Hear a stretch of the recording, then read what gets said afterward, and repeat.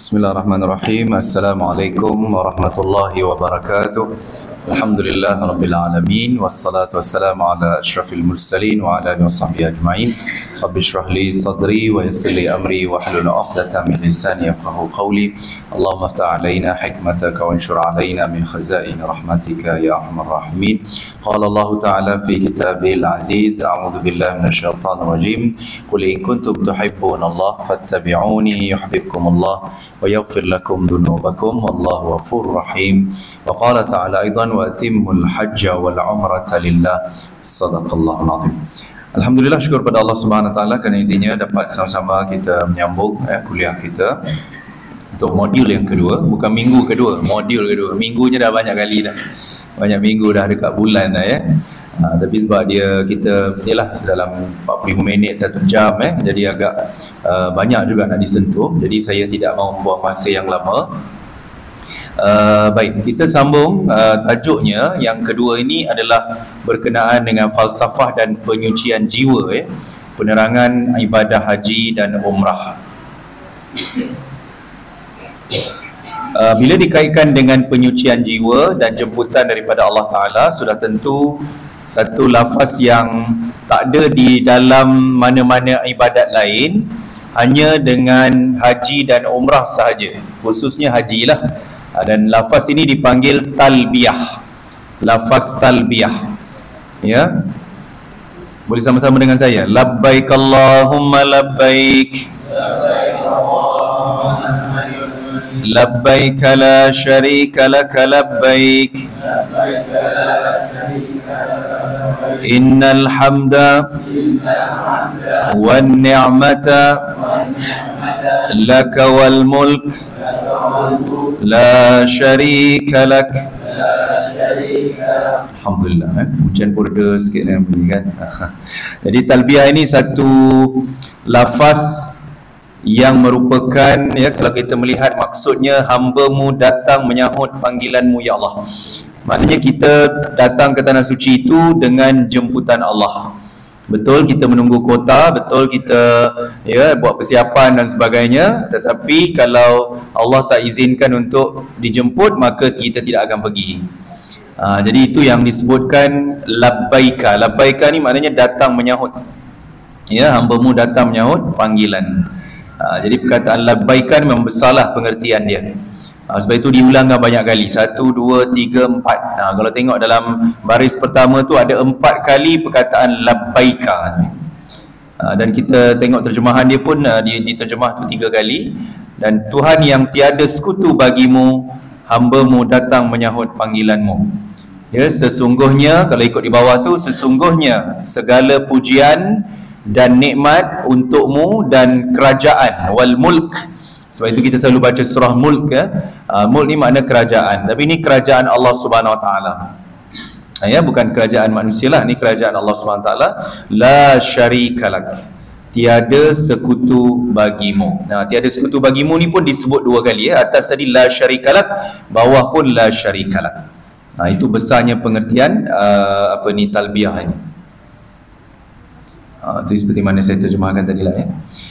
Baik, untuk objektif yang kita nak tengok pada modul yang kedua ini adalah antaranya hikmah dan falsafah haji, adab-adab sebelum menunaikan haji, iaitu tazkiyatun nafs, penyucian jiwa, sifat-sifat terpuji dan sifat-sifat tercela, pengenalan haji dan umrah serta martabat haji, juga syarat wajib haji dan umrah. Ini dia nak masuklah dalam modul kedua ni, kita akan banyak menyentuh secara terus, ya, tentang syarat-syarat haji dan umrah. Baik, ini antara kandungannya lah yang kita akan belajar nanti, ya. Saya tak payah baca satu-satu ni lah, nanti kita akan tengok pada slide yang berikutnya. Boleh nampak ya slide-nya? Kecil sikit ni. Baik. Kalau kita melihat lafaz talbiyah tadi, kita nak tengok dari segi falsafahnya ya. Allah menyeru dalam surah Ali Imran ayat 97 yang bermaksud, dan Allah mewajibkan manusia mengerjakan ibadah haji dengan mengunjungi Baitullah, iaitu siapa yang mampu dan berkuasa sampai kepadanya. Dan manusia pun menyambut seruan Allah SWT tadi dengan lafaz labbaik Allahumma labbaik tadilah. Dengan kemampuan dan kekuasaan manusia atau berkuasanya manusia itu, yang dipanggil dalam bahasa Arab sebagai istita'ah. Itu akan kita lihat nantilah syarat-syarat wajib orang menunaikan haji bagaimana. Itu kita akan lebih detailkan. Jadi maknanya Allah menyeru, jadi manusia pun menyambut. Jadi lafaz talbiyah itu adalah menyambut seruan Allah. Sebab itu kita selalu panggil, orang Melayu akan sebut seruan haji kan.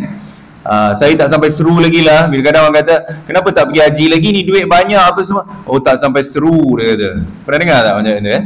Tak sampai seru, nak tunggu sampai bila seru tabung haji pun tak daftar, macam mana kan? Jadi kena daftar lah dia. Sebab itu Nabi SAW sebut siapa yang mampu tapi dia tak berusaha untuk melakukan perjalanan, maknanya kalau zaman sekarang ni mendaftar contoh ya, buka akaun tabung haji. Jadi sekurang-kurangnya kalau kita dah buka dan kita dah masuk dalam senarai menunggu ya, dalam sistem tabung haji yang beratus-ratus tahun tu kita kena tunggu, itu dah lepas kita punya tanggungjawab sebenarnya. Sebab kita tidak mampu, bukan dari segi fizikal, bukan dari segi wang ringgit, kadang mampu dah, tapi tak mampu dari segi kota. Sebab orang yang nak pergi haji terhad kotanya. Kalau penduduk Malaysia 32 juta, yang boleh pergi haji sekali dalam satu musim tu 32,000 sahaja. Sebab kita bergantung kepada kota rakyatnya 0.01% ya. Jadi itu saja yang boleh. Sebab tak, kita kena bagi sama rata pada negara-negara lain jugalah. Ya, kalau jemaah yang paling ramai adalah jemaah Indonesia ya, sebab dia 290 juta, jadi yang pergi haji 290,000. Yang paling ramai adalah warga negara Indonesia lah ya. Jadi orang Arab pun tak seramai itu. Kalau gabung semua orang Arab pun tak sampai. Sebab itu jemaah Indonesia paling ramai ya, paling ramai sekali. Baik. Jadi kemudian Allah menjawab, bila manusia dah menyambut, Allah menjawab lagi. Ya, seruan kamu diterima dan bahagialah kamu, bekalan kamu itu halal, kenderaan tunggangan kamu halal, dan haji kamu haji mabrur, tidak ditolak. Maksudnya apa? Jika niat ikhlas, yang sebelah kanan tu kan, maknanya kalau Allah terima amalan kita, kerana apa? Kerana niat yang ikhlas dan bekalan yang halal. Sebab itu kalau kita nak pergi haji, pergi umrah, kita punya apa? Duit kita, rezeki kita tu mesti daripada rezeki yang halal. Barulah ibadat kita itu bersih, ibadat kita itu diterima Allah. Hajjun mabrur. Kalau haji kita sebut haji mabrur lah. Mabrur ni maknanya diterima. Tapi kalau orang pergi umrah contohnya, kita nak ucap pada orang pergi umrah, kita nak sebut apa? Umrah apa? Biasa orang sebut apa tuan-tuan? Kalau biasa kita dengar, kan kadang orang sebut umrah maqbullah, terlebih pula makhraj dia.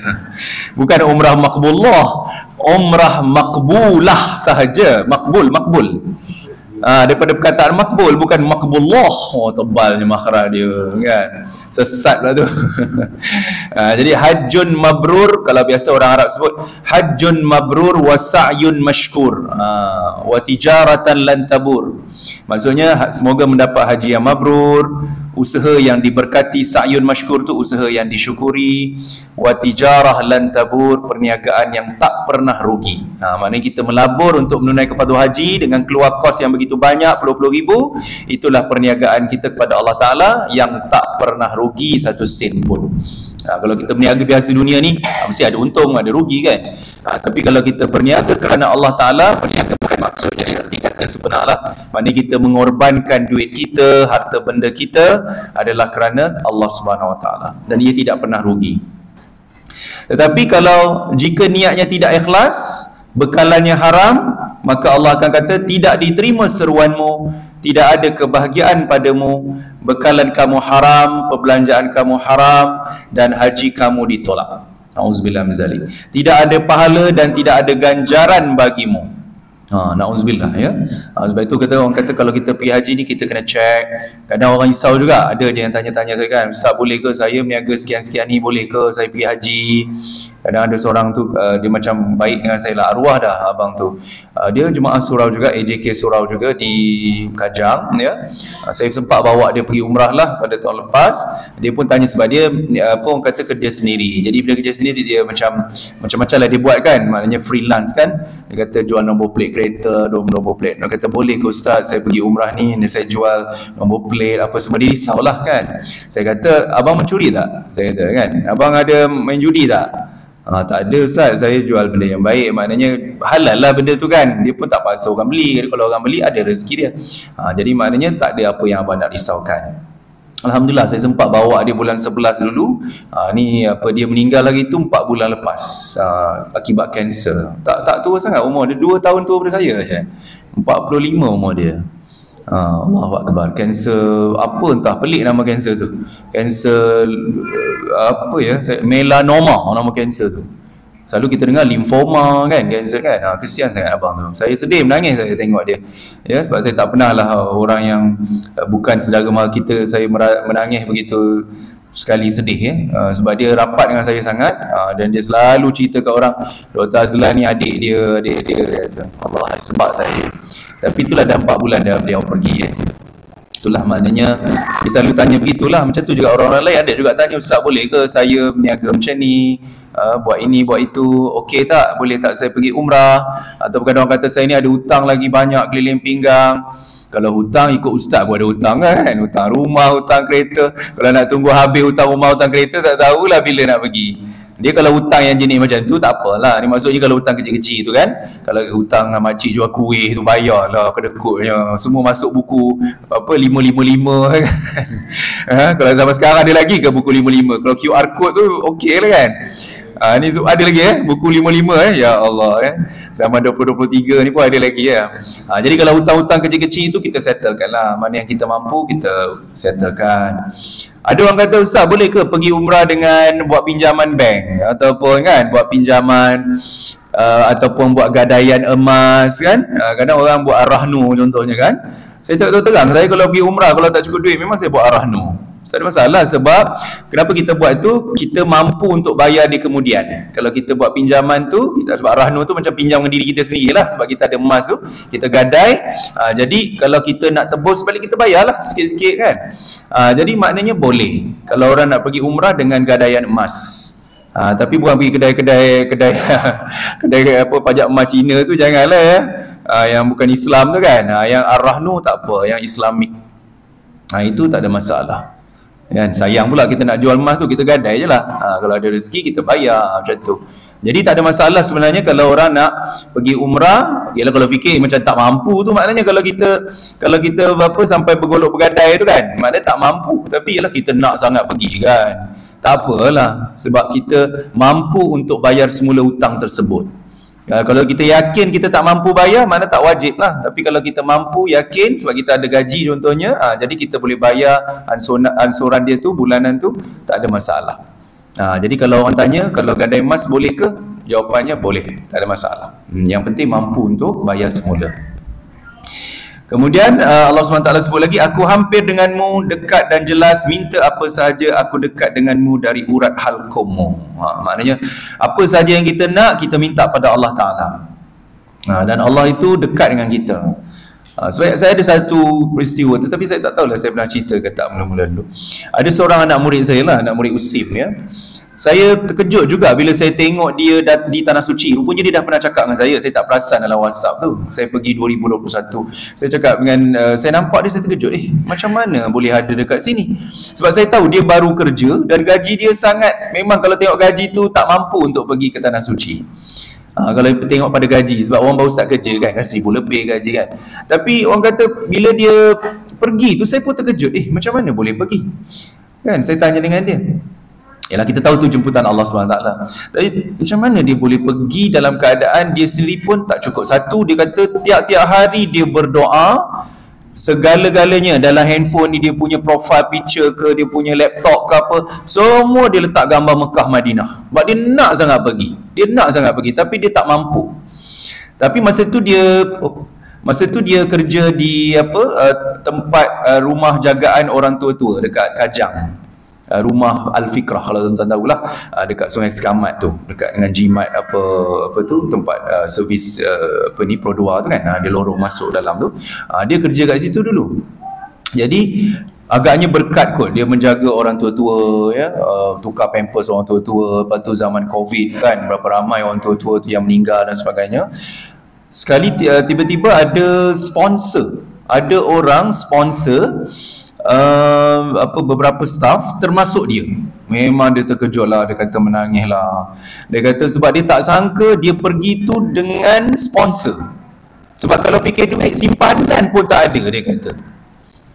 Tapi Masya Allah kan, maknanya kalau Allah jemput tu, tak kira lah macam mana, dalam masa beberapa bulan je Allah jemput dia pergi untuk menunaikan umrah. Lepas tu beberapa bulan lepas tu dia tiba-tiba dia dia tengok dekat Facebook tu ada travel nak pakai mutawif, nak pakai staff kerja. Lepas tu dia dapat pergi sekali lagi dalam masa beberapa bulan. Ya Allah, saya kata untungnya Hakim, nama dia Hakim, dan dia anak buah isteri saya juga dekat sekolah Batu 10 tu. Lepas tu dia masuk USIM. Jadi rezeki dia. Yalah, tapi jadi petugas penat sikit lah kan. Tapi yalah, dengan cara macam tu lah dia dapat pergi. Kalau tak, kena bayar kan. Jadi bila bertugas tu free dia pergi. Masya Allah kan. Dalam masa tak sampai 2 tahun, dia dapat pergi 2 kali berturut-turut. Masya Allah, tabarakallah. Sekarang pun dia dah kerja. Dia tak kerja dah syarikat rumah orang tua-tua tu, dia dah berhenti. Dia kerja pula syarikat travel lain pula. Macam tu. Jadi maknanya Masya Allah lah kan. Kadang rezeki orang kita tak tahu kan. Siapa nak sponsor kita agaknya kan. Masya Allah. Kita pun nunggu-nunggu siapa nak sponsor surah Abbas, jemaah surah Abbas. Amin ya Rabbal Alamin kan. Berkat hujan ni tuan-tuan, jangan main-main. Makbul doa. Mulut ustaz ni masin tau, jangan main-main. Makan garam banyak. Ya? InsyaAllah doa-doa kita insyaAllah. Nanti saya akan doa tanah suci insyaAllah. Saya pergi bulan 12 nanti, insyaAllah saya akan doakan. Baik. Falsafah haji. Bila kita sebut falsafah haji ni, kita tahulah dia ada 10 falsafah yang paling utama ya. Pertama, pengorbanan. At-tadhiyah, kalau bahasa Arab dipanggil at-tadhiyah. Yang tu kita selalu sebut Idul Adha. Adha tu maknanya pengorbanan, sacrification, pengorbanan. Jadi haji memang kena berkorban. Umrah tu berkorban juga, tapi dia kurang sikit. Tapi kalau haji memang memerlukan pengorbanan wang ringgit, memerlukan pengorbanan masa. Yalah, kalau pergi haji kan cuti lama, kerja cuti lama kan, pergi kerja. Kalau haji ni pengorbanan ni cuti 60 hari, 48 hari kan. Walaupun kita ada cuti-cuti kalau yang kerja government dia ada cuti haji, tapi sekali semua hidup je lah boleh pakai. Lepas tu kalau pergi haji kedua tu semua tak boleh dah kan. Jadi pengorbanan macam-macam lah, nak tinggalkan anak, tinggalkan cucu. Kadang ada saya punya kawan bekas anak murid juga, tapi sekarang jadi pensyarah kat USIM macam tu. Baru je bersalin, bayangkan, baru bersalin berapa bulan tiba-tiba dapat panggilan haji. Takkan nak tolak kan, dah lah tunggu lama. Tak apalah, korban lah, tinggalkan baby tu. Nak buat macam mana? Bagi je lah susu botol. Nak buat macam mana kan. Sedangkan baru bersalin, bawa habis pantang, tapi dapat pergi haji. Pergi. Jangan kita risau anak tu, insyaAllah Allah Ta'ala jagalah. Yalah, bukanlah kita biar gitu, memang atuk nenek dia jagalah kan. Tapi maksudnya insyaAllah pemeliharaan Allah tu ada untuk anak-anak ni. Yang kita takut, kadang orang macam tu takut bila Allah tinggal anak, siapa nak jaga, siapa nak itu, siapa nak ini. Jangan takut. Satu, kita kan nak pergi haji tu bukan hari ni dapat surat besok pergi kan. Ambil masa, kadang berapa bulan, atau mungkin lah ada panggilan-panggilan terakhir. Tapi kita dah tahu dah, kita boleh rasa dah kita macam nak dapat pergi ni. Jadi kita dah prepare sedikit.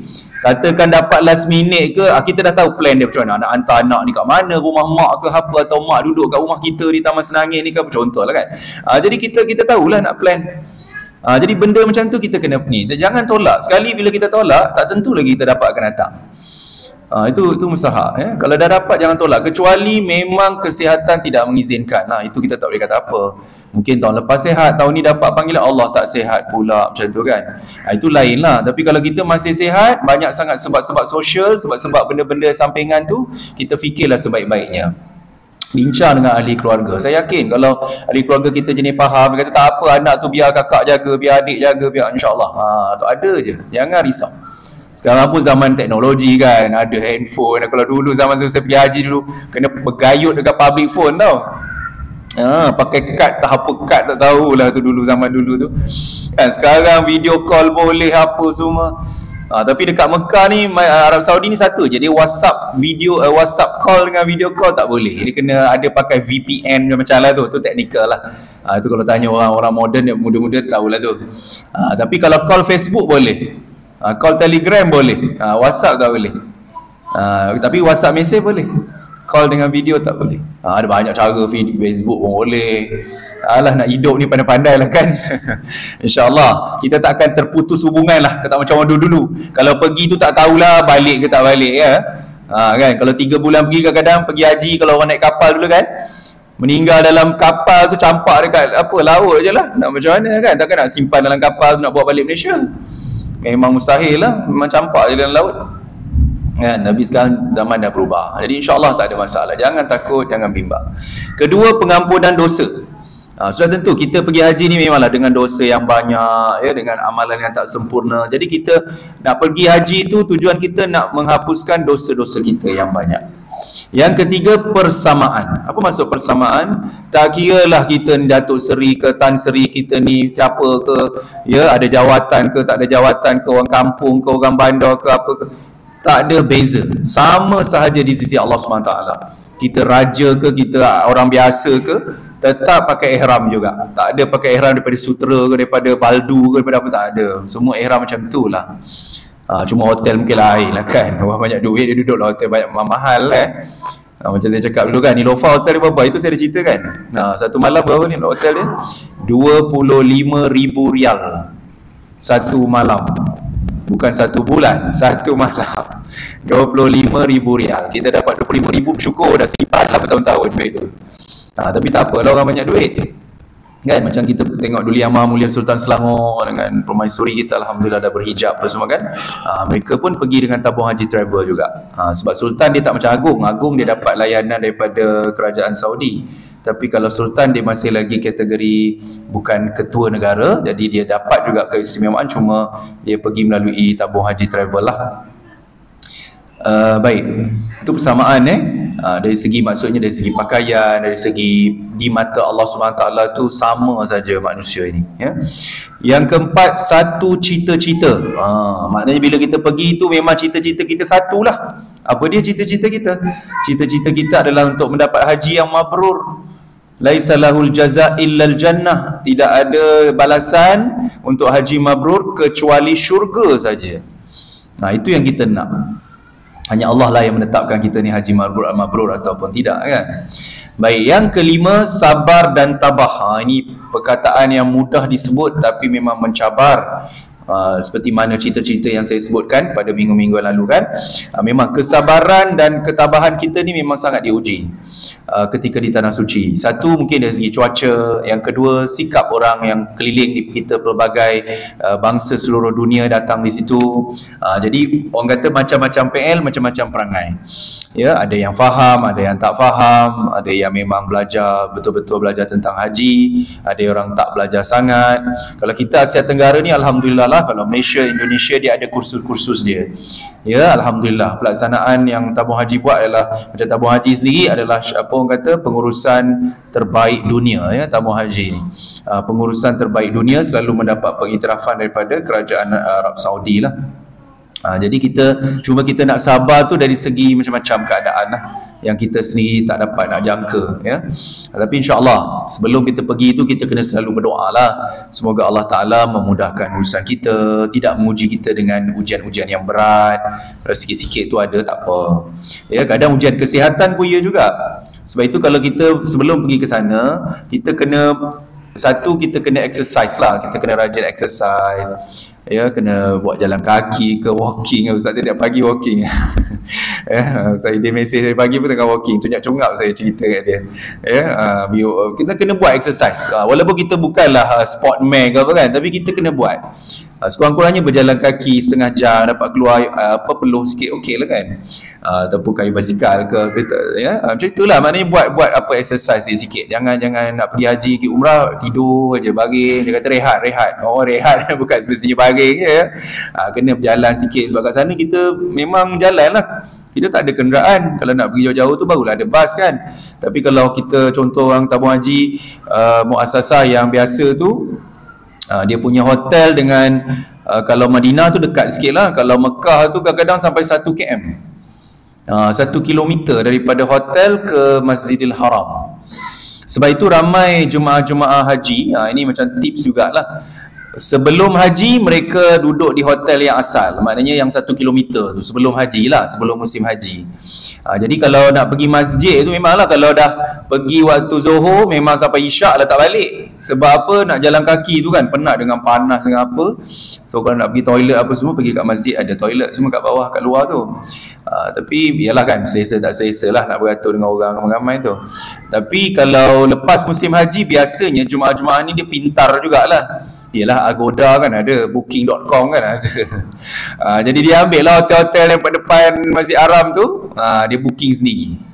Mungkin dia booking seminggu hotel ni, atau 3-4 hari hotel yang dekat sini, lepas tu 3-4 hari lagi hotel. Cuma kena costing sikit lah kan, duit pakai kad kredit lah, gosok kad kredit tu, gesek je lah kad kredit kan. Jadi banyak yang buat macam tu lah saya tengok. Itu memang jauh jimat lah kalau orang yang daripada awal ikut travel.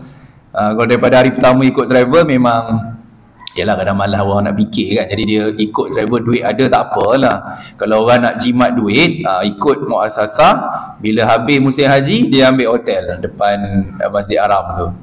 Itu memang jimat sebenarnya. Sebab harga hotel bila lepas musim haji dia akan drop. Dia akan drop. Jadi memang itu antara teknik-teknik dia lah.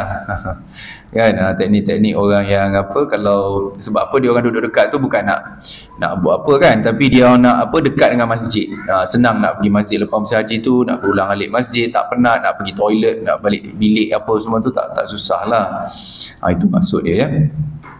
Baik, yang keenam, persaudaraan ta'aruf. Kita dapat berkenal-kenalan dengan saudara sesama Islam kita. Kalau sesama Nusantara mungkin kita tak ada masalah nak cakap apa Melayu kan. Tapi ini kadang-kadang kita bercakap dengan Turki, dia pun kita pun cakap Melayu, kita cakap orang putih dia pun tak faham. Turki bukan pandai sangat cakap orang putih kan. Kita angguk, dia angguk, kita geleng-geleng, tunjuk sana tunjuk sini, faham pula tu kan. Kan? Tak payah cakap ni, kita bercakap Jawa pun tak apa lah, tak ada masalah, cakap Minang pun tak apa kan. Bukan dia faham pun, kita cakap orang putih kan, cakap Minang tak apa, dia faham lah tu. Kita pun faham cakap Turki tu, itu yang pelik kan. Buat bahasa isyarat itu ini macam orang kata ayam itik bercakap. Tapi itulah seronoknya kan, uniknya bila kita pergi Tanah Suci, kita akan jumpa macam-macam orang ya. Dengan kita jumpa orang-orang, kita tengok orang Pakistan, Bangladesh. Tapi bila kadang saya borak juga, saya ni rajin juga borak, tengok keadaan jugalah, tengok orang ni kalau okey kita tegur sekejap, nampak dia agak ramah, baru kita start lah nak borak. Kadang dia orang Pakistan, Bangladesh tapi duduk di USA, duduk di Canada, duduk di Britain, ada je. Ramai orang-orang Bangladesh, Pakistan, dia migrate kan, dia hijrah di apa negara-negara Arab Barat ni kan. Jadi kita boleh berbual dengan mereka. Ada yang memang ramai yang bila saya borak tu first time datang. Kadang budak muda, kadang yang separuh umur. Dia orang kata first time, dia kata pertama kali datang. Ada kan, benda-benda borak tu memang dia kata first time. Tapi dia first time tu DIY dia buat. Dia buat DIY, yang kata ni kalau betul-betul DIY ni dia kena faham hukum lah. Tak boleh ingat kita seronok datang macam kita berjalan-jalan kan. Sebab hukum makam ni tak boleh buat main. Tapi mungkin dia belajar lah kot ya? Dia belajar dengan orang-orang yang lebih arif lah. Sebab itu pentingnya bila kita pergi haji ni, kita dapat berkenal-kenalan, berta'aruf dia panggil dalam bahasa Arab ya. Yang ketujuh, gambaran kematian dan akhirat. Bayangkanlah kalau kita dah pakai sama putih semua, lepas tu berkumpul pula di padang Arafah ya, dan macam berkumpul ni di padang mahsyar. Jadi macam itulah gambarannya, seolah-olah seperti gambaran kematian dan hari akhirat. Lepas tu bila solat, bila tiap-tiap waktu solat, satu perkara yang sangat unik di Tanah Suci, adanya solat jenazah. Kan, tiap-tiap waktu as-salatu khairun minan naum pula. As-salatu 'alal amwati yarhamkumullah, dia kata. Kan, bila kita dengar ini solat hajat ni. Kita tak faham bahasa Arab kan. Yalah, katakanlah kita tak tahu, tapi biasa kalau orang dah pergi kursus dia tahulah. Ustaz selalu cakap kan, orang kata dia mesti ada jenazah kan, solat jenazah. Dia tak akan sebut jenazah, dia akan sebut salatu 'alal mayyit. Untuk seorang tu kalau bahasa Arab lah. Mayyit, seorang jenazah lelaki. Kalau maitah, seorang jenazah wanita. As-salatu 'alal atfal. Kadang kita dengar macam tu. Atfal. Apa nak atfal? Kanak-kanak. Macam kita tengok yang Palestin tu kan, budak-budak kecil sian, kita tengok sedih, tengok menangis, kita tengok anak-anak kecil yang kita tengok, anak cucu kita seronok main-main kat surau tu kan, tengok anak-anak tu macam mana dia orang menggigil-gigil badan dia kan. Kalau kita tengok tu pun kita dah rasa menangis, macam manalah kalau kita duduk kat situ. Traumanya anak-anak tu. Ya, jadi itulah gambaran bila kita pergi tanah suci, kita akan nampak jenazah-jenazah diusung kan. Jadi orang pun berebut-rebut nak bawa jenazah ni. Sebab apa orang berebut nak bawa jenazah ni? Sebab pahala dia besar. Kalau jenazah-jenazah yang meninggal di tanah suci itu dah satu hal lah, memang dia adalah husnul khatimah. Kalau yang di Madinah tu dapat syafaat Rasulullah sallallahu alaihi wasallam, masya-Allah tabarakallah. Kita pun belum mampu lagi nak doa supaya kita mati di tanah suci tu kan. Kadang doa tu boleh kita buat, kita minta, tapi tak semua orang nak mengungkapkannya. Sebab kita terfikir anak-anak kat rumah, terfikir kita punya hal dunia. Tapi kalau orang yang kuat semangat, dia akan doa macam tu ya. Cabutlah nyawa aku di tanah suci ya Allah, gitu kan. Bukanlah kita minta tu kita cabut nyawa sendiri kan, tapi maknanya kalau ada rezeki naklah meninggal di tanah suci itu. Sebab itu syafaatnya sangat besar. Sangat besar. Sebab itu bila sebut gambaran kematian akhirat, memang kena sangat dengan haji. Kadang ada orang meninggal sebelum wukuf, ada orang meninggal tengah dalam ihram. Dia kalau yang pemerhatian saya lah bila saya tengok jenazah-jenazah ni, kalau mereka dalam ihram biasanya mukanya tidak ditutup, dan dia dikafankan dengan kain ihramnya sahaja. Kain ihramnya, mana kain ihram yang dipakai tu, itulah dibuat sebagai kafan. Mungkin ditutup sikit lah bahagian kaki, tapi muka memang dibuka. Memang dibuka. Kadang ada yang certain jenazah tu, yang baru-baru ni lah, saya pergi masa bulan 5 dulu, masa raya tu kan, kita nampak jenazah tu ada yang ada plastik, ada yang tak ada plastik. Ada plastik tu saya rasa mungkin COVID lah, mungkin COVID-19 lah agaknya masa tu kan. Masa tu lah. Sebab kita tengok ada yang plastik, ada yang tak ada plastik. Tengok-tengok apa keadaan lah, mungkin COVID atau mungkin dia accident ke apa, kita tak tahu kan, kot takut cair-cair keluar ke apa sebagainya, so dia letak plastik. Jadi itu antara. Dan kalau kita nak tengok jenazah lelaki dengan perempuan macam mana kita nak tahu beza? Kalau jenazah perempuan, dia pasang macam apa? Dia pasang macam sangkar dekat tengah-tengah badan tu. Dia tak nak bagi nampak bentuk badan. Jadi kalau kita tengok jenazah tu macam kembung, macam kembung tu maknanya perempuan. Kalau kita tengok lepeh je nampak bentuk badan, tu jenazah lelaki lah. Jenazah lelaki. Itu pengalaman lah, mana kita boleh tengok pemerhatiannya bila kita masuk ke pintu utama Masjid Haram tu, belah dalam kita akan masuk dan kita pergi sebelah kanan. Sebelah kanan tu memang tempat jenazah lah. Kita lalu jalan sebelah kanan tu, kita akan nampak jenazah diletak di situ. Ramai tuan-tuan. Sekali datang, sekali kita tengok tu 7, 8 sedih rasa kan. Syahdu je tengok mayat-mayat ni. Tapi semua adalah husnul khatimah, masya-Allah. Ya. Melawan nafsu. Maknanya kita nak melawan nafsu kita ketika itu. Nafsu syahwat kita, nafsu makan kita, nafsu nak berebut-rebut, nafsu apa-apa sajalah, nafsu yang negatif, perkara-perkara yang negatif, ya, perkara-perkara negatif yang berkaitan dengan nafsu. Maknanya kita nak melawan. Ya, jadi banyak benda lah kita kena mujahadah, kena struggle, kena berjihad. Bukan jihad nak melawan musuh gitu, tak, nak melawan diri sendiri tu, nafsu yang ada dalam diri sendiri, terutama sifat-sifat mazmumah, sifat-sifat terkeji, ya, macam Ustaz sebutkan sebelum ni, macam sifat-sifat cerewet, perfectionist, semua nak sempurna, semua nak baik, nak perfect. Itu payah tu. Itu kita kena kikis sifat-sifat tu. Kita kena jadi orang yang tawaduk, kena jadi orang yang sabar. Memang mudah nak sebut sebenarnya, tapi kita kena latih sebelum kita pergi. Kita tak tahu lagi nak pergi bila, sekarang kita kena latih benda tu. Memudahkan urusan orang, jangan susahkan urusan orang. Kalau kita biasa dekat dunia ni, sebelum kita pergi tanah suci, zaman-zaman kita hidup ni sekarang ni, kita kalau boleh apa saja urusan orang tu kita mudahkan. Sama ada dalam urusan pekerjaan ataupun urusan seharian kita dengan masyarakat, dengan jemaah surau, kita mudahkan urusan, insya-Allah urusan kita mudah. Kadang orang kata ini susah lah, itu susah lah ini, tapi kita rasa tak adalah susah, tapi tak apalah, kita pun tak nak cakap banyak-banyak kan, macam tu lah. Jadi kita pun diam sajalah. Sedangkan kita rasa Alhamdulillah Allah mudahkan urusan kita kan, tapi ada setengah orang tu rasa susah, rasa payah, rasa apa kan. Jadi maknanya dia kena koreksi diri dia, kena muhasabah diri, tengok apa yang masalah yang ada dalam diri dia, dalam hati dia tu, nak kena dirawat. Kesembilan fadilat. Kita tak boleh nak nafikan lah fadilatnya dengan solat Masjid Haram pahala 100,000 tu semua dah cerita itu kan. Dengan fadilatnya ada air zam-zamnya, dengan doa-doa mustajabnya, tempat-tempat mustajab doa, tempat-tempat yang Nabi kata oh ni tempat ni kalau buat dapat pahala banyak. Ya, kalau melawat Masjid Quba pahala seperti satu umrah kan, buat solat di situ dan macam-macam lah kan. Jadi maknanya fadilat itu memang orang nak kejar sebab dia tidak ada di tempat lain. Dia hanya ada di situ saja. Jadi kita tak apa, kalau kita pergi tempat lain tak dapat fadilat macam tu. Terutama musim haji kan. Kalau kita pergi musim umrah, contoh kalau pergi kat Padang Arafah tu tak ada apalah. Tak ada apa, cuma kita tengok sejarah saja. Tapi kalau kita pergi haji dekat Padang Arafah, dia akan jadi tempat yang paling mustajab doa. 9 Zulhijjah. Kan? Jadi bukan senang nak dapat yang tu. Dan benda tu kalau terlepas haji, terlepas wukuf di Arafah, tak dapat haji. Tu yang sayang. Maknanya nak kena ulang balik tahun depan, kena qada lah. Kalau orang yang terlepas disebabkan sakit ke koma ke apa kan, dia kena qada. Dan biasa tabung haji dia akan beri keutamaan lah dengan adanya surat, dan mereka mesti ada catatan kan, ada rekod orang ni hari tu tak dapat wukuf disebabkan koma, disebabkan apa. Kalau dia lepas tu dia sihat balik, maknanya dia kena qada lah. Itu kalau haji ni, sebab itu dia fadilat dia sangat besar. Mengabdikan diri kepada Allah SWT sudah tentu. Ya, memang haji ni tak ada benda lain lah. Kita apa saja kita buat semua kerana Allah. Sebab apa?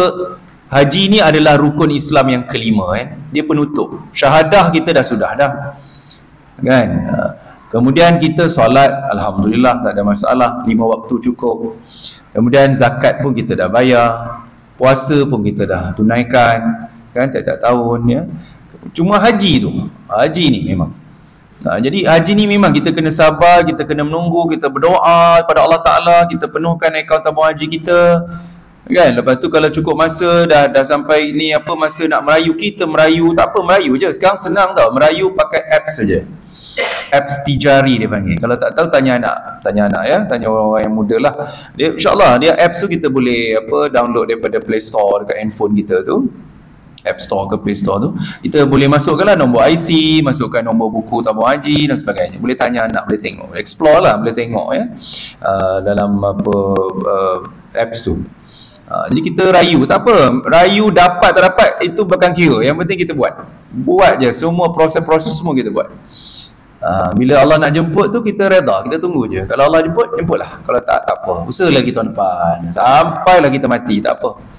Yang penting kita usaha. Sebab Nabi SAW kata siapa yang mampu tapi tak menunaikan fardu haji, maka dia akan mati sama ada dalam keadaan Yahudi ataupun Nasrani. Nauzubillah kan. Tapi kita dah usaha tak apa. Dia daftar dah apa semua dah. Tapi tak dapat juga. Tak apalah. Ada seorang jemaah saya tu dekat Kajang juga lah. Dia dah daftar, dia kata dah merayu 8 kali dah Ustaz. Saya dah merayu 8 kali. Tolonglah Ustaz doakan. Tak apa, merayu lagi kali ke-9 saya kata. Saya bukan kata, ya ke bang kesiannya. Tak, saya kata itu. Saya kata tak apa, merayu lagi kali ke-9. Dia kata tak dapat, merayu lagi kali ke-10. Memang kata, ya Allah penat merayu jadi frustrated lah kan. Penat lah macam ni. Dia tak boleh penat. Kita nak dapat sesuatu istimewa ni, memang ada orang dia kena struggle sangat.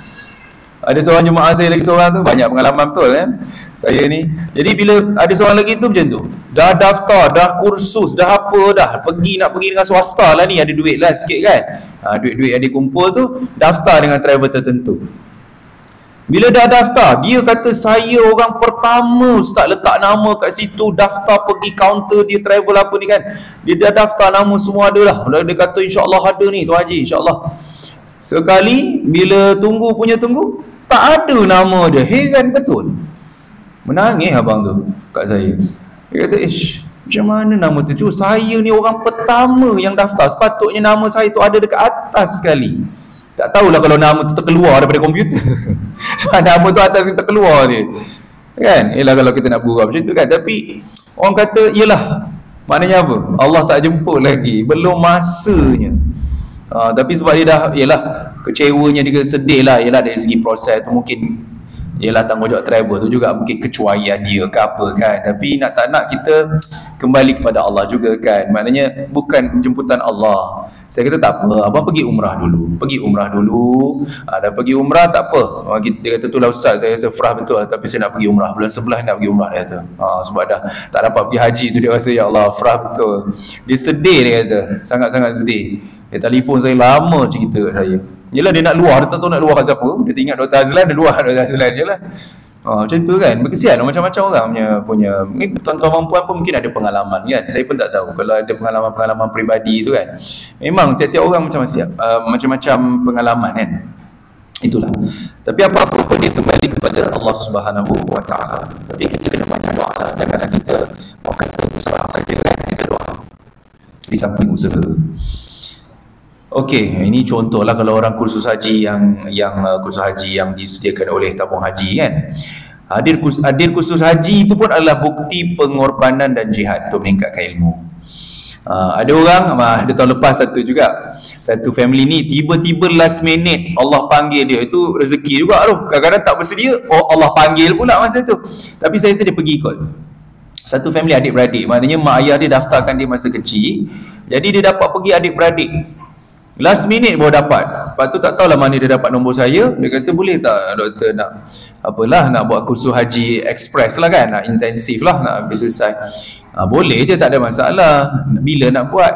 Bila saya tentukan tarikh, saya sibuk lah hari ni, tak boleh esok tak. Habis nak buat bila kursus tu, nak pergi haji dah ni kan. Semua tak boleh kalau ikut time ni masing-masing. Dia lah sibuk kan. Kita pun faham lah. Tapi kan nak pergi haji kan, kena berkorban lah. Itu dah istilahnya, berkorban. Kalau carilah satu hari cuti, semua ambil cuti satu hari. Takkan lepas nak mengamuk, nak lihat halilintar, nak taufan satu dunia kan. Ambil satu hari, pakan. Sabtu takkan, Sabtu pun kerja, Ahad pun kerja, melampaunya kerja tiap-tiap hari ya. Ambil lah satu masa, duduk sekejap 2-3 jam. Ustaz terangkan 2-3 jam tak cukup. Tengok kita baru nak masuk minggu modul kedua kan, berapa kali, berapa minggu. Ini tak apalah intensif, 3 jam je ustaz buat pun tak ada masa. Lantak kau lah 3 jam pun tak ada masa. Pandai-pandai lah kau nak hidup.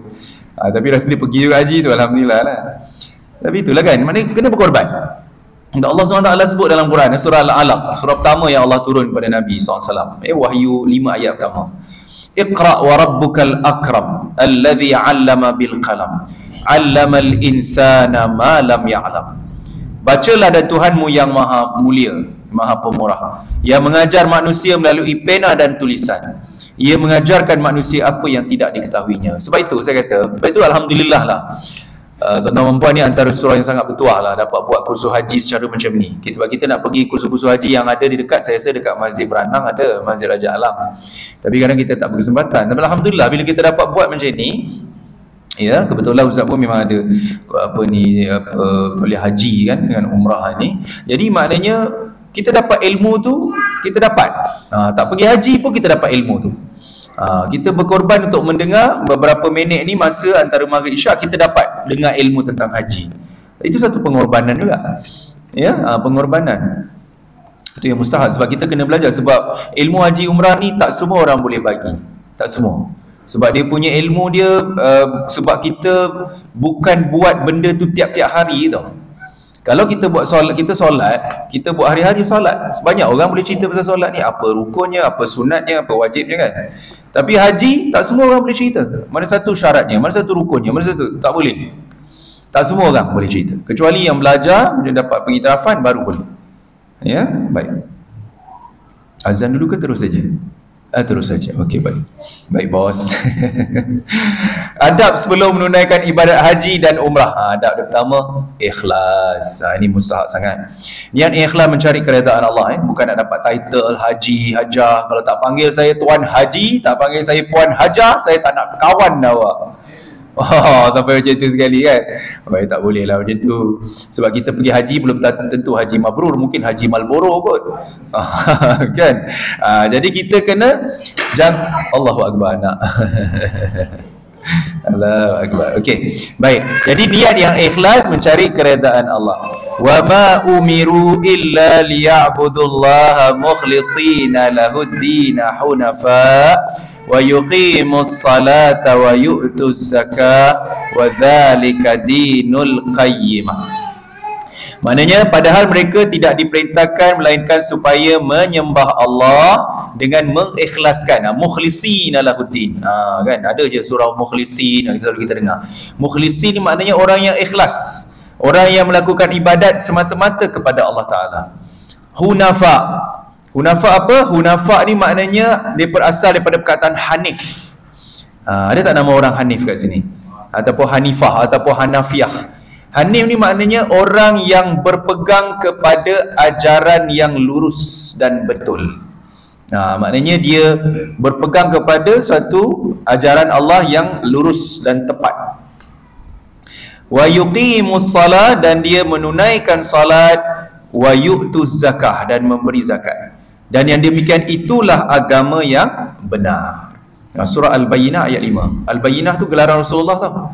Al-Bayyinah lam yakunil ladzina kafaru. Itu adalah gelaran Rasulullah SAW. Surah Al-Bayyinah. Selalu kita dengar Muzammil, Mudathir, kan? Muhammad, Ahmad, Al-Amin, Al-Bayyinah ni gelaran Rasulullah SAW. Jadi makna kita ibadat kerana Allah, bukan nak mencari glamour, mencari publicity. Kadang tengah-tengah tawaf, tengah sa'i pun ramai yang selfie ataupun ramai yang ambil video tengah tawaf, tengah sa'i. Kalau dia ambil itu selepas dia bertawaf, tak apalah. Mungkin dia jalan sekali lagi, dia pusing nak ambil gambar tu, tak apa. Bukanlah membatalkan, tetapi tak molek lah. Tak molek. Kita menangis-nangis depan Kaabah pun tiba-tiba ada pula PA kita tolong ambilkan video, tolong ambilkan kamera apa ni kan. Macam tak ikhlas pula. Kita nak menangis betul, menangis tapi tak payah nunjuk-nunjuk apa tu. Tapi demi apa? Bukan demi Allah, demi konten. Tahu demi konten? Kalau zaman moden ni demi konten. Konten ni kandungan dalam media sosial lah. Nak tunjuk kita lah yang terpaling beribadat, kita lah terpaling khusyuk. Tak boleh macam tu. Kan ada masa kita boleh ambil gambar, bukan tak boleh, tapi janganlah yang masa kita ibadat tu kita pun ambil gambar, tunjuk kat orang semua. Kan? Kita nak ambil gambar boleh, kita share kat orang tentang sejarah ke, boleh, tak masalah. Sebab sekarang dia dah jadi macam trend kan. Kita tengok artis-artis pun ramai pergi. Bukanlah artis saja, orang biasa pun ramai, artis pun ramai. Tapi itulah dia jadi macam trend saja. Sayang kan. Tapi kalau orang dulu pergi, ya Allah, bergolok bergadai, susah payah pergi kan, menangis-nangis nak pergi haji, nak pergi umrah. Ya.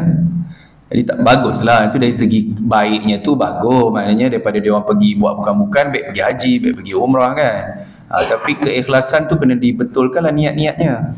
Adab sebelum menunaikan ibadat haji dan umrah. Pertama, niat ikhlas mencari kerajaan Allah. Kedua, bertaubat bersungguh-sungguh, taubat nasuha. Taubat nasuha ni bukan dekat tanah suci, dekat Malaysia. Jadi kita tak boleh kata, oh saya nanti pergi tanah suci lah, nanti saya nak bertaubat, pergi tanah suci lah, baru saya nak qada solat-solat saya zaman jahiliah, zaman Pok Yeye tu lama-lama, tak solat lah, apalah, tak tutup aurat lah. Kan? Bukan. Kat sini kita kena bertaubat pada Allah, minta keampunan Allah. Jangan dekat sana baru kita, kat sana kita minta lagi banyak-banyak kan. Tapi sebelum pergi tu kena buat solat taubat pada Allah, istighfar banyak-banyak, minta keampunan Allah. Barulah hati kita bersih. Perbelanjaan yang halal. Ini saya dah sebutkan tadi. Membawa bekalan dan perbelanjaan yang mencukupi. Yang ketujuh, membuat wasiat. Ya, memang perlulah wasiat ni kita kena bagi tahu kan. Yalah, kita tak tahu kan. Kita pergi haji umrah tu nampak sihat kan, berapa ramai orang yang meninggal tanah suci. Walaupun sekarang bilangan tak seramai dululah, tapi adalah sekitar 20 orang, 30 orang dalam ramai-ramai 32,000 jemaah tu, ada yang Allah pilih meninggal tanah suci. Masa pergi sihat walafiat kan. Tak sangka tengok suami dia lagi sakit kan, tapi kat sana isteri yang tolak suami, isteri tu yang pergi. Ada yang macam tu kan, kes-kes. Jadi macam dulu 2015 yang dahsyat tu lah, yang train tombang tu kan. Crane tombang. Crane tombang tanah suci 2015. Kalau kita pergi sana sampai sekarang ada kesan dia. Kalau saya bawa jemaah tu, saya tunjuk lah dekat dinding, dekat tempat sa'i tu kita boleh nampak ada serpihan. Tapi dia dah tutup lah, dia cover. Tapi kita boleh nampak lah beza dia tak sama macam marmar yang asal kan. Kita nampak dia tampal tu. Memang crane tu besar betul, tinggi, sebab dia masa tu tengah giat construction kan kat Masjid Arab tu. Jadi tak tahu macam berat betul benda tu. Itu yang kuasa Allah Ta'ala sangat berat, berbelas-belas tan. Macam mana kan benda tu dengan tiupan angin yang begitu kuat, benda tu boleh tombak. Dan terlibat jemaah Malaysia kan dalam 7-8 orang, Masya Allah. Tapi mereka mendapat pampasan lah daripada kerajaan Saudi, satu orang 1 juta. Tapi dah nak ganti dengan nyawa, nak cari. Memanglah dapat duit kan, tapi kehilangan orang tersayang siapa nak ganti. Tapi itu semua Allah dah takdirkan kan, mereka meninggal di tanah suci, di depan Kaabah, Masya Allah. Memohon dan memberi kemaafan serta berlapang dada dengan semua orang. Itu penting. Sebab itu kita nampak ramai orang bila nak pergi tanah suci, ramai orang suka buat kenduri. Bukan salah, kenduri tak wajib. Tapi kalau kita buat kenduri tu bagusnya apa? Kita boleh bersalam-salaman, minta maaf dengan orang. Kalau kita tak mampu buat kenduri pun tak apa. Kita kan ada WhatsApp group, minta maaf, saya nak pergi umrah, pergi haji, saya mohon maaf kalau saya kasar bahasa, mungkin ada tersinggung perasaan tuan-tuan, perempuan, gitulah. Jadi kita boleh dengan cara memohon maaf dan memberi kemaafan. Kalau ada orang buat salah kita, tak apalah, kita maafkan saja, berlapang dada. Kesembilan, menyucikan hati dengan sifat-sifat mahmudah dan menghindari sifat mazmumah, sifat tercela. Kesepuluh, istiqamah dan bersungguh-sungguh mempelajari kaifiat mengerjakan haji dan umrah. Memang kena belajar. Betul, alhamdulillah lah, itu saya cakap tadi. Kita belajar daripada dulu, kita belajar dah dekat, saya rasa dekat 5-6 kali dah saya datang sini, alhamdulillah, untuk kita belajar. Sedikit belajar, step by step, tak apa. Tak apa. Sebab haji lambat lagi kan. Tapi alhamdulillah kita dapat mengenal banyak perkara berkaitan dengan haji umrah ni.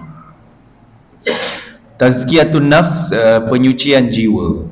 Tazkiyah tu maksudnya penyucian. An-nafs tu jiwa. Pertama, akidah yang jelas dan sahih serta pelaksanaan syariah yang tepat. Maknanya kena betul-betul ikut Al-Quran dan Sunnah dan ikut syariat yang telah ditetapkan oleh Allah Ta'ala. Jangan melakukan perkara-perkara khurafat. Kedua, menguasai ilmu dan kefahaman Islam. Kena belajar dengan guru-guru yang bertauliah. Tunaikan solat fardu 5 waktu. Ini mustahak sangat. Ramai orang, saya selalu tanya kalau saya pergi mana-mana, kadang anak-anak murid saya, bila saya tanya dia orang, sebab bila dia orang bekerja di dalam lapangan kan, asalnya sekolah agama semua kan, tapi bila kita bekerja ni, kita akan jumpa macam-macam orang. Selalu saya tanya, kadang orang tu kerja dalam sektor ini, saya tak payah sebut lah sektor apa, tapi bila kita sebut tanya, selalu saya tanya pada dia orang, kawan-kawan sekerja tu solat tak? Cukup tak solat tak? Biasanya apa jawapan dia orang? Tak cukup. Orang Melayu kita tak cukup solat. Ramai macam tu. Dia kerja tunggu rumah kerja. Siang, malam, pagi, petang kerja. Tapi solat pun tak buat. Jangan cakap berjemaah lah. Solat pun tak cukup 5 waktu. Macam mana Allah nak cukupkan rezeki kita kalau kita tak cukupkan solat yang Allah perintah pada kita? Macam mana? Sebab itu kita kena pesan dengan anak-anak kita. Bab solat ni biarlah kita membebel, berbuih mulut kita, tak apalah. Kita kena pesan dengan anak-anak kita. Solat cukup, mesti solat. Dah solat belum? Walaupun kecil-kecil boleh lari tu, itu pun kita kena ajar daripada kecil. Melentur buluh biar dari rebung. Biar daripada kecil kita bising, tak apa. Jadi bila dah besar dia tahu, InsyaAllah dia tak akan lupa dah. Sebab kita duk tiap-tiap hari sebut kan, pakai motivasi kata kalau ulang lebih daripada 100 kali, 200 kali, dia melekat kepala. Kalau dah hari-hari sebut, bukan kata 200 kali, dah beribu-ribu lemon dah kita sebut kan. Jadi insyaAllah dia akan jaga solat. Yang kita biar, kalau kita biar, kau pandai lah, kau dah besar kan, kau pandai lah, tak boleh. Selagi dia tanggungjawab kita, dah kahwin pun kadang kita tengok, solat ke tak solat ni, menantu ni macam hantu. Contoh kan, menantu ni macam hantu. Tapi tengok macam tak solat pun, tengok duduk melepak, tak nak nampak solat pun. Takkan kalau lelaki nak kata uzur, kalau perempuan tak apa dah kata uzur. Kalau lelaki takkan nak kata uzur syar'i. Apa uzurnya kalau lelaki? Itu memang kita kena. Walaupun kita rasa mereka dah besar, dah berumah tangga, tapi kalau perlu tegur, kena tegur. Pakaiannya apa semua, kadang kesianlah kita tengok masyarakat kita ni kan, macam dia tak faham. Bukan dia tak faham, yelah kalau katakanlah kalau tak tutup aurat sempurna pun, tapi takkan pakaian tu macam tu kan. Kita orang Islam kan, sekurang-kurangnya sopan lah pakaiannya kan. Jadi itu yang pelik kadang-kadang orang kita ni, tak tahu dia nak ikut trend siapa-siapa. Kalau Yahudi bunuh orang Gaza, marah. Tapi bila ikut sifat-sifat Yahudi, pakai apa style Yahudi, macam mana kan, kita marah, kita apa orang Yahudi tu bunuh orang Israel, orang Palestin sebagainya. Tapi budaya tu kita masih ikut budaya barat dan sebagainya kan. Yang keempat, amalkan tuntutan sunat seperti qiyamul lail, salat taubat, sedekah harta, tenaga lisan. Sedekah ni bukan hanya di tanah suci tau, di Malaysia lagi kita kena biasakan. Banyakkan berdoa dan berzikir, memperbanyakkan amal kebajikan, tolong orang dan sebagainya. Banyakkan membaca Al-Quran. Elakkan gurau senda yang melampau dan bercakap percakapan yang sia-sia dan lara. Maknanya jangan cakap benda-benda yang tak baiklah. Jadi kita cuba, ya, kita cuba sedaya upaya. Okey, jadi sesi itulah dulu, ya. Dah 8.25 dah. Jadi insya-Allah pada masa akan datang kita akan sambung lagi dalam tajuk yang seterusnya, contoh-contoh sifat tauhid. Panjang lagi ni, kalau cerita memang pukul 10 malam pun tak habis. Tapi tak apa, insya-Allah nanti bulan depan Ustaz datang lagi, insya-Allah. Yang baik semua daripada Allah, kurang saya. Assalamualaikum warahmatullahi wabarakatuh. Terima kasih.